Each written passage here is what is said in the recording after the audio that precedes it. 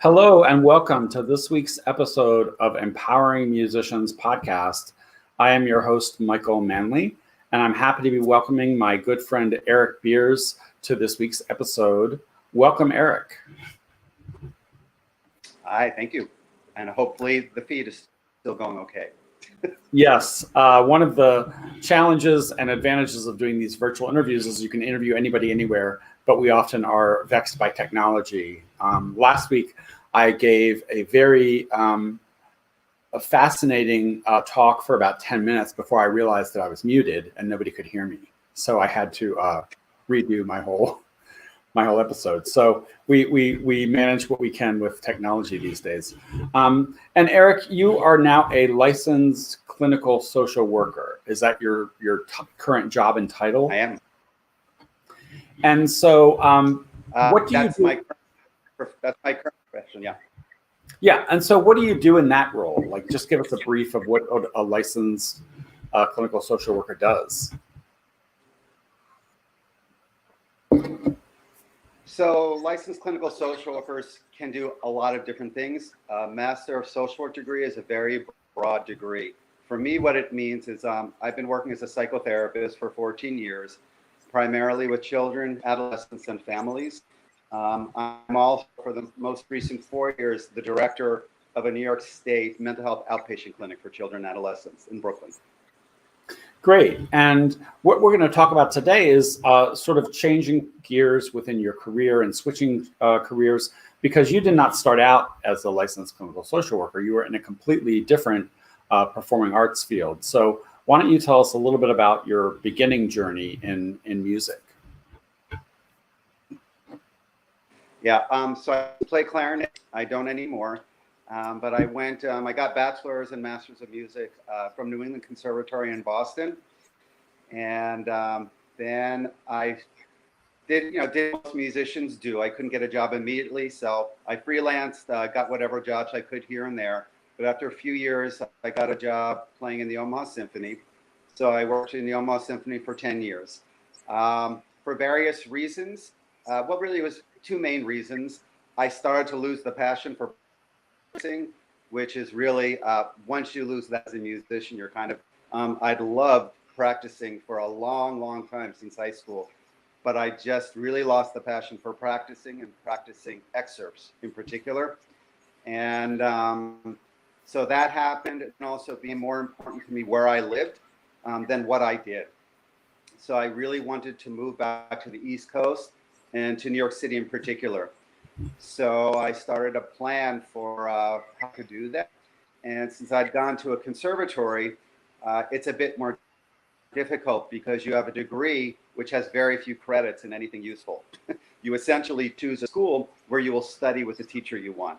And I was dying to study with Harold Wright, who was principal of Boston Symphony at the time, and it was worth it. But it would require going back to school. So then I thought of what I might do. I'd always been fascinated by the weather, and I enjoyed, I was an uncle, and I enjoyed working with kids. So I did try the weather thing first. I went to Georgia Institute of Technology, and it was a bad fit. Didn't feel right. So I quit that, moved to New York City, where I met Michael. Worked at the National Musicians Union for a few years, and went back to school to get my MSW. So that's the very brief summary of how I moved from musician to my profession now.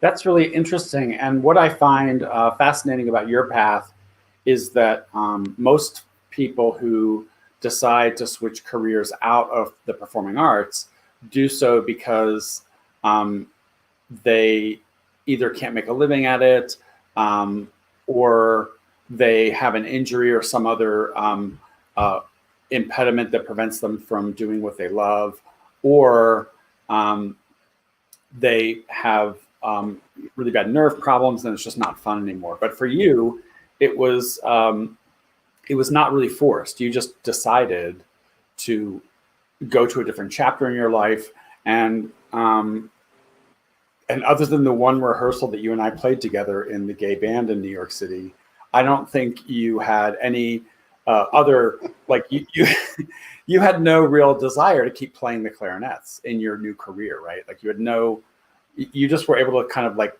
have a clean break with this chapter in a way. Is that right? Yeah. Yeah. Yes, I can acknowledge that I think I was wired differently than a lot of my musician friends. We all have our identity, and our identity consists of many aspects of ourselves. And musicians, typically, the music aspect of their identity is incredibly powerful and is very large. Yeah. Mine was too for quite some time, but I didn't feel like I was necessarily losing a part of myself to move on to something. But where it was very black and white for me is that I did not enjoy playing unless I felt like I could produce something that was good quality. And if I were to try a part in clarinetist or just do it fun, working hard on practicing, I would not have liked the result. So I really just had to leave it behind. Yeah, and I think you highlighted something that maybe a lot of non-performing artists don't understand, which is how persistent and diligent we have to practice, right? And you could have a really great Daphnis and Chloe in your fingers as a clarinet player, but if you go 2 weeks, 3 weeks without really working on it, you're starting over almost. It's like every time I go back to excerpts, it's like relearning them again in a way. And you're like, do I really have to go back this far? And it's very, I would say, not boring, but it's very repetitive work, right? When you're practicing excerpts. Tedious. Tedious, that's a good word, yes. And sometimes not terribly creative, and we're all really creative people. So I totally understand where you're coming from. But I wanted to talk about what you mentioned about being wired differently, because I feel like one of the challenges for professional performing artists is that their identity as an artist is too large, as you said, and it becomes unhealthy. Do you feel like that's a problem, and is that fostered in conservatories and colleges, or where does that come from, do you think?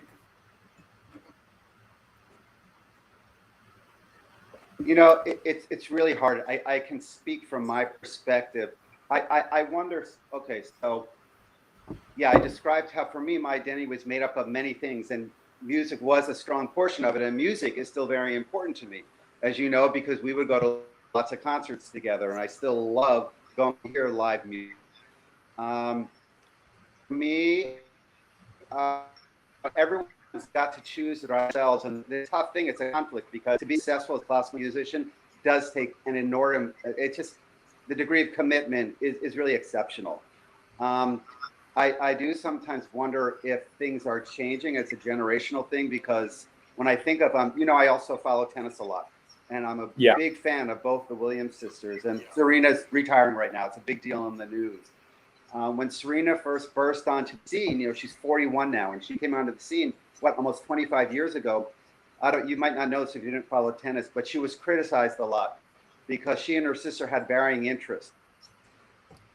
They were studying going to school, fashion, was also dabbling in acting. She was on an episode of ER. So they did all this stuff, and they did not have the discipline and the commitment to be a successful tennis player for any length of time. And look at Serena. Part of what's so remarkable about her career is after the age of 30, which usually for tennis is old, she won 10 more majors.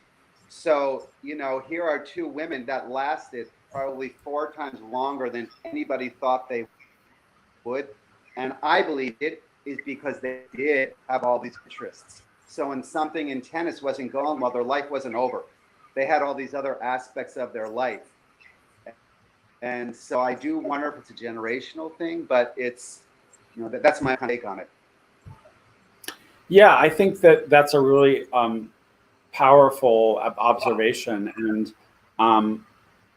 I feel like in an arts career, I'd almost rather see people major in something else or double major as undergraduates, because that's the time when you really have the opportunity especially if you have like a music scholarship and college is not going to cost you $100,000, to really explore other interests.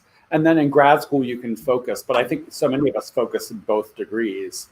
And for me, I mean, I really had a passion for writing and for English, and I was an English minor in college. I never felt that I had the confidence or approval to really put down the horn and get an English degree, let's say, for 1 year, or stay an extra year and still play music and get another degree. Obviously, it was all about, you have to do this, you have to do this. And we are so single-minded. And, you know, so I wonder if that is unhealthy in some respects. But I do think perspective is important, and people that are more well-rounded tend to be more balanced and happy as artists, I think. I've talked about this before on my podcast, but like whenever I'm working in my union work and I see people in trouble, right? People get terminated or whatever. It's never usually because they're a bad musician. It's usually because they're so focused that they lose all sense of context and perspective, and they just become really difficult people or whatever it might be, because mostly because of perfectionism or whatever it might be. And so I do think that perspective is really, really interesting. Do you have, when you go hear the Metropolitan Opera and you hear you know, the principal playing the solo from Tosca, do you ever just say, oh my gosh, I wish that was me down there? Or are you're just totally done?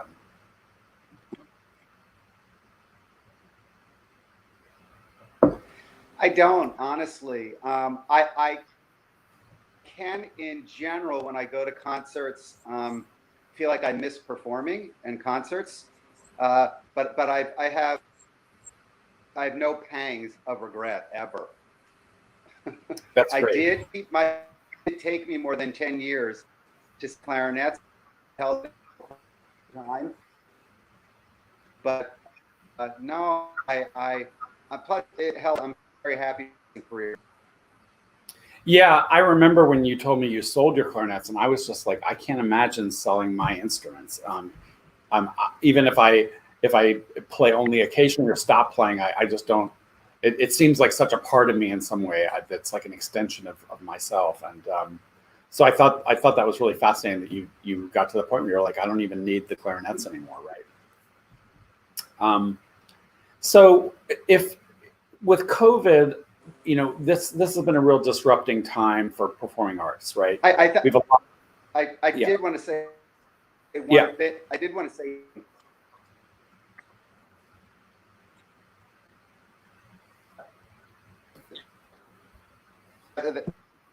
I'm sorry about the cables, and they supposedly fixed it in my complex, but apparently it's not. But it is possible, because we've talked about this, to take the creative aspects that you get in a performer and be able to find the same creative outlets in other fields, which I feel like I have been able to do in what I do now. So you can get the same kind of satisfaction. It just looks different. Yeah. So how do you see the work that you do now as incorporating that kind of creativity, and did playing music help you develop that?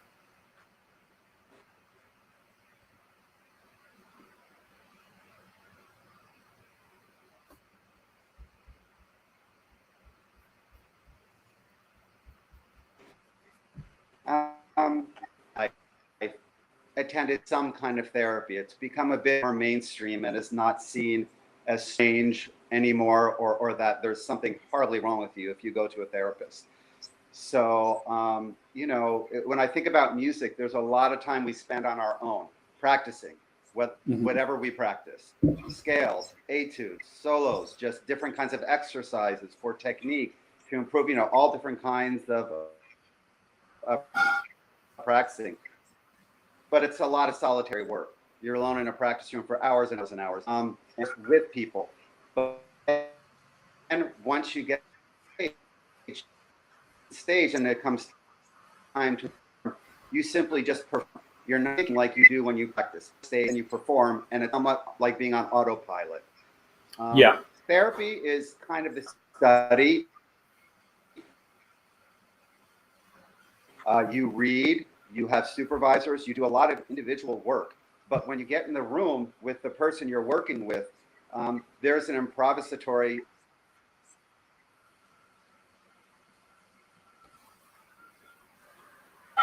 portion to it. You know what to do, and you just go in with the confidence that you developed it. And you may have a concept about why the person is seeing you and what to do. Respond to you in each individual. It's great.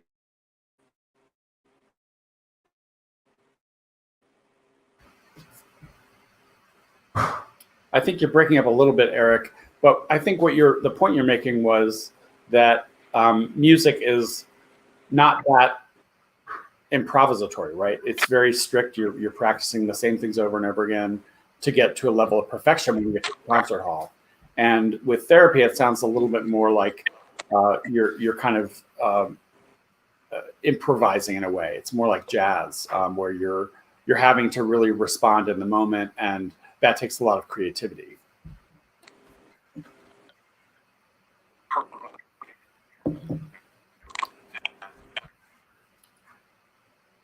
Are you there, Eric? I'm losing you. Oh, Eric's going to leave and come back. But in the meantime, I'm still here.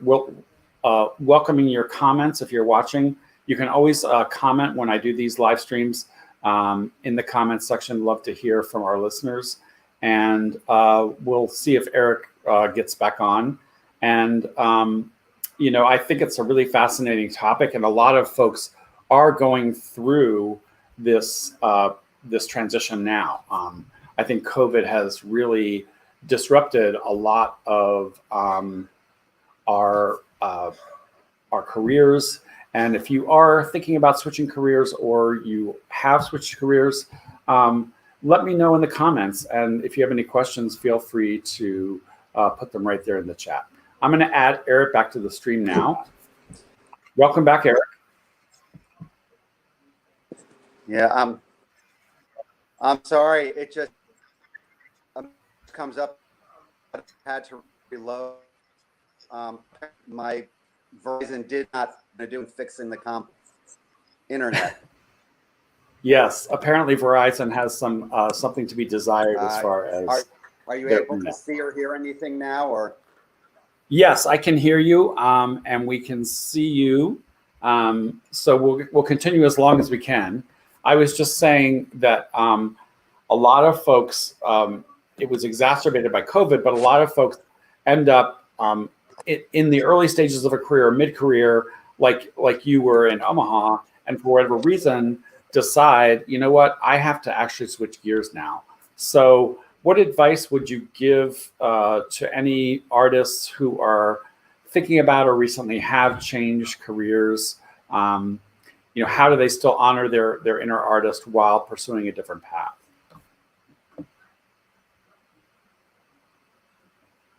Okay.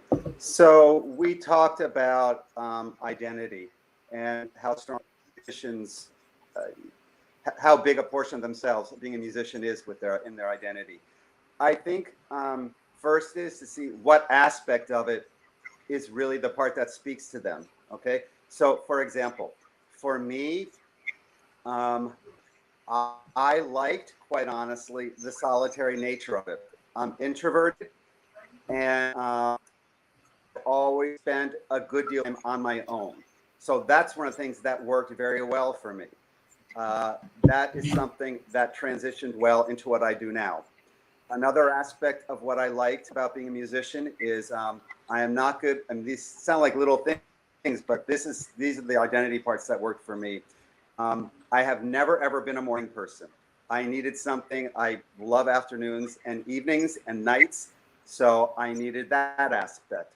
I did like the creative nature of it. So I needed to be able to have it be an outlet where I could express myself, as opposed to being a cog in a wheel, like being an accountant at H&R Block or something. So yeah. I think the one where it didn't jive, and one part where it didn't jive was I needed to be back where I wanted to live in New York City. So that's, that was a part of my identity that didn't mesh with being a musician. So you've really got to think about what aspects of being a musician are the important parts. And there's millions of careers out there. And I also just then started dabbling and took part-time classes at a community college to see if individual ideas for moving to a different career, like what's supposed to me. And I did a lot of just part-time education, see what fit. Yeah, that's a really sort of clever way to do it, right? To take some courses in different subjects to find out what you might be drawn to. And I think your comment about where you live is, this highlights something that is not really true of many other careers. Like if you are a nurse or a lawyer or you're a teacher, you can do those things anywhere. And if you really want to live in Shreveport, Louisiana, let's say, it's very hard to be like a ballet dancer or a musician in Shreveport, Louisiana, right?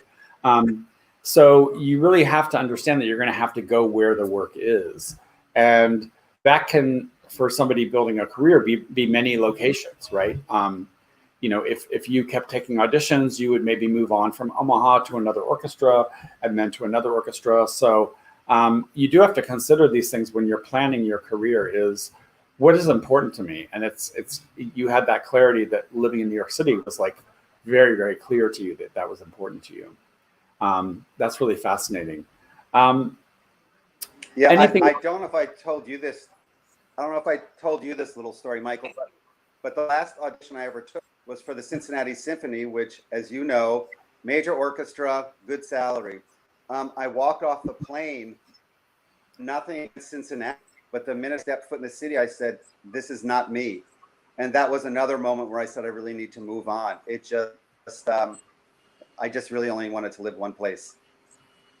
Yeah, I had a very similar experience where I had left performing and my union work and was in a fellowship program where I was thinking about becoming an orchestra manager, executive director. And that's a very challenging field, right? And it's the opposite in a lot of ways of being a musician, because being a musician is really about focusing on one specific skill and reaching completion, right? You play the concert, you play the rehearsal, and there's a lot of feeling of accomplishment because you have one narrow role. And of course, management is very different. You have 25 balls you're juggling in the air. You have to leave everything in a state of unfinished, right? At the end of the day, not everything goes perfectly. And for me, I had some reservations about the fact that it would take me so far away from the actual artistic parts of the job. There's so much of that work that's not really connected to the music and musicians, and so I was already feeling like I didn't know if this was the right fit for me. And I had been through a fellowship program for one full year, and I was taking some interviews, and I took an interview it was for the Quad City Symphony, and I got off the plane in Davenport, Iowa, and I remember, getting off the plane and being in the airport, and I asked somebody at the information desk like where the Starbucks was, and they said there's no Starbucks here. And I just had this instant feeling. It was like a light bulb went off in my head, and I said, "Oh my God, I can't live in Iowa." And so I don't think the interview went particularly well, because I think psychologically I had already left, right? So I was like, okay, whatever this is, I can't do this. And then fortunately, a job with the parent organization, the League of American Orchestras, did open up in New York City, and I was able to get hired for it. But I had a similar, I think, it wasn't as conscious for me, but I've lived in New York City most of my adult life, and I left and came back like 3 or 4 times, which is devastating for the size of your apartment and your rent. But like, I was always drawn to New York City. A couple of years ago, I did leave, and I have to tell you that like now that I've been out here in Las Vegas, I've been back to visit New York City, and we've hung out a lot, and I really enjoy it, but I don't miss it. Like I have the same feeling that you do about your music. It's like, I love visiting New York City. I love the time I spend there, but I have never had a regret about leaving, which I'm really happy about, because I'm fairly established here now. And it would be a drag for me to try to, if I regretted that decision. So what would you tell a young musician or a performing arts major who's in a conservatory or college today about how to kind of maintain perspective and a healthy mental outlook as they move forward in their study and their career?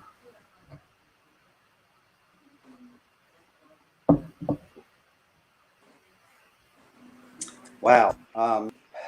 So it's and I already now, do I wish I'd made other opportunities for different kinds of classes? Maybe, but at the time I felt like I was doing what I needed to do. I think it's very, very important to really trust your instincts and to trust what you feel. That's part of why I'm in the profession I'm in now. So, if someone feels they need to go to a conservatory and that's what they have to do, I think they have to do it. I would say always try and have other interests and pursue other interests. Keep your mind open to just other things in your life, other interests, other hobbies, and just always pursue those. I would say don't be a musician at the expense of those other things, but people do have to pursue what their heart is telling them to do, whatever that is, and you have to trust it. Yeah, I think that's right. I think the irony for me is that especially today, folks are spending a lot of money on a college education, and how much of that time, 50% of that time, might just be them in a practice room, right? Hammering out Rite of Spring excerpts or whatever it might be. And I always, later in my life, I thought, you know what? You can sit alone in a room the rest of your life and practice excerpts, and you don't need like to pay somebody else to do that. But the value of those very focused educations is on getting the ensembles. I think lessons are really key. But I do think it does bother me somewhat that, like, once you graduate from school, you can sit in your house or your apartment and practice 3 or 4 hours a day, the standard repertoire, without paying anybody a dime, right? Like, so when you're in school, how do you maximize that learning opportunity and making it as broad as possible? But as you said, when you're in that mindset, you're not thinking about that, right? When you're coming out of high school, you're entering college, and you're a performing arts major, you're very, very focused. It's an incredibly focused pursuit.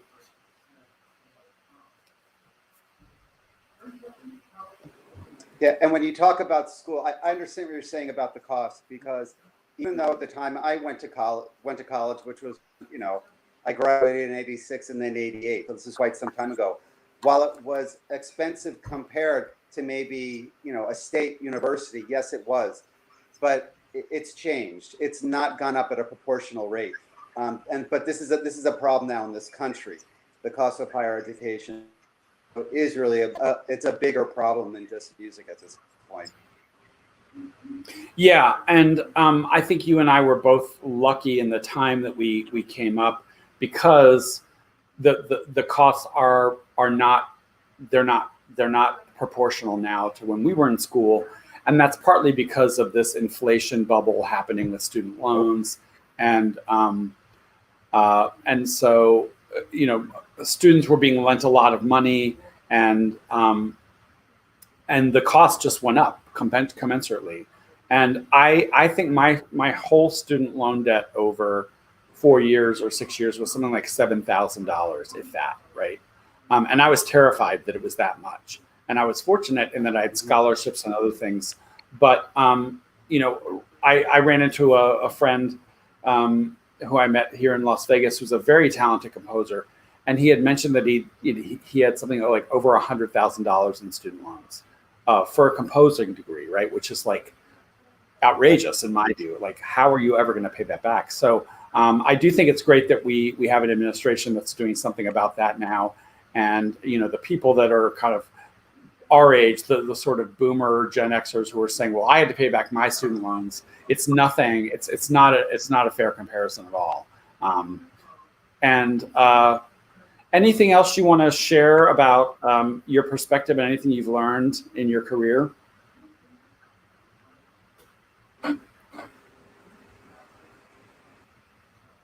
My musician career, present career? Either or both.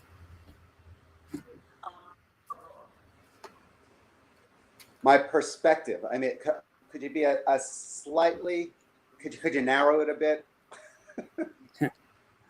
Well, how do you? I guess you have a passion for music, and you still are an avid supporter and audience member, right? Like you go and you support music, and how does that kind of? Yeah. And so, do you feel like your early days as a musician have given you any insights into your current career that you wouldn't otherwise have?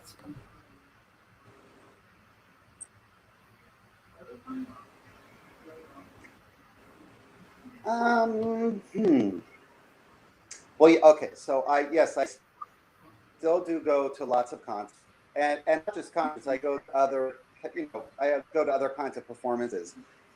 But I think I was very lucky that I went to school at a time when band and playing a musical instrument was just an option every elementary school student was afforded. And that's really changed. So I learned the value of music in my life. And I was able to put both careers together because I have my own history of some mental illness problems. And and music was very helpful with that.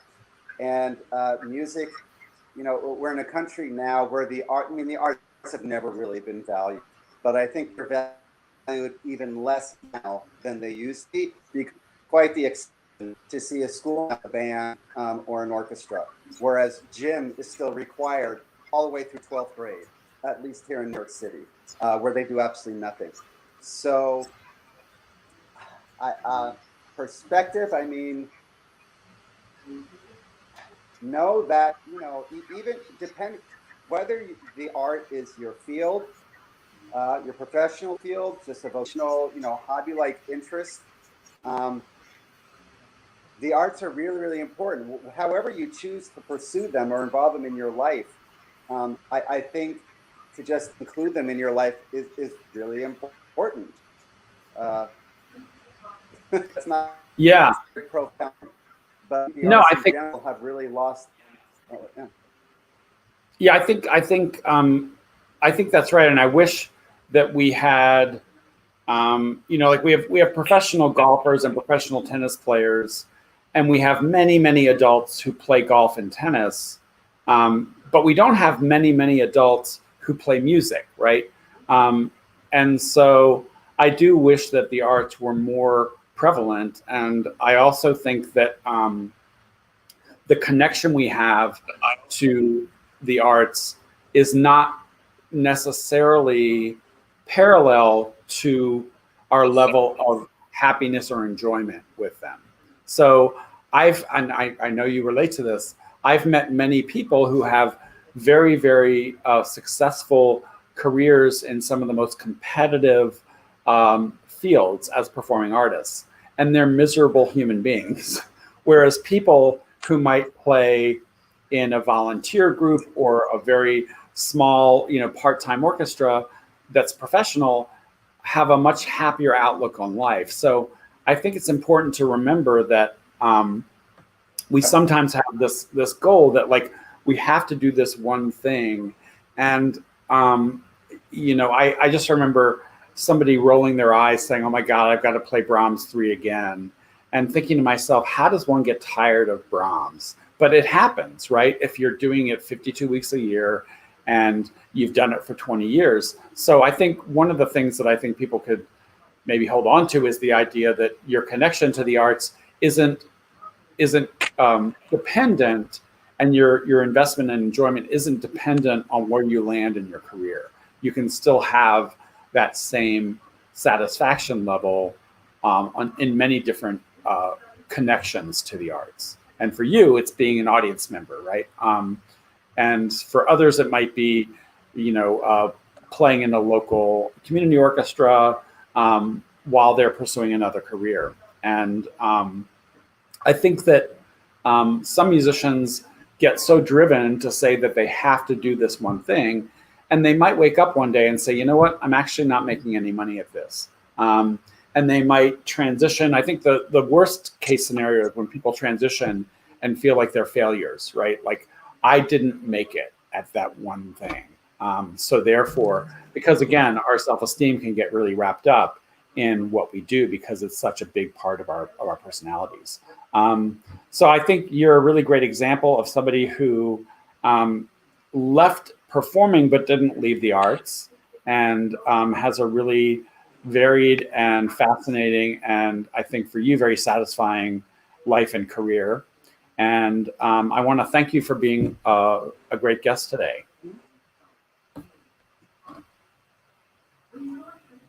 By the way, Eric. You're welcome, and I'm sorry for the internet. Yeah. Well, I just wanted to let you know that I did get out my special mug for you. And this is a mug that was purchased at a thrift store, like many of my mugs. And it is from the 2001 Jurisdictional Convention of the Woodmen of the World in Omaha, Nebraska. And when I pour my hot coffee in the mug, it's not really working now because it's not hot. The resplendent skyline of Omaha is revealed. So I have that cup in honor of your tenure in Omaha. I don't know what a jurisdiction. Woodman Insurance is still there. Yeah, and I think that's where the character in About Schmidt worked, right? Am I right about that? Jack Nicholson, About Schmidt, great movie if you haven't seen it. That part of that was filmed literally across the street from where I live. Yeah, fun. Well, thank you again so much for this fun conversation, and love to have you back sometime, and looking forward to seeing you live again in New York when I'm next there. Okay, me too. Thanks. Take care. See you guys next time.